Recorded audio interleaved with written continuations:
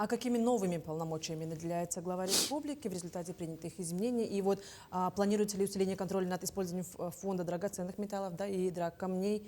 Также какие меры будут приняты для повышения прозрачности?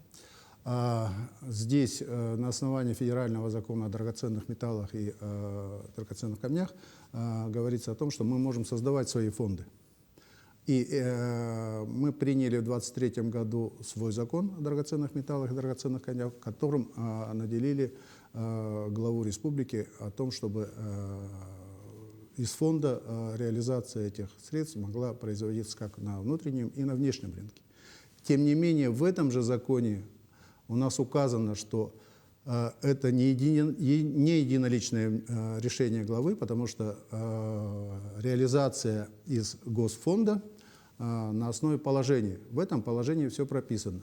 И как взаимодействует глава, как правительство при реализации тех или иных материальных ценностей.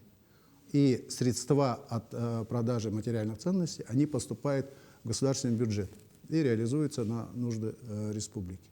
Государственное собрание Илтумен в нашей Конституции наделено конституционными полномочиями о контроле за реализацией вот этого средств из государственного фонда. То есть здесь у нас и контроль, и взаимодействие, все прописано. То есть это не наделяется глава, но это не единоличное его мнение.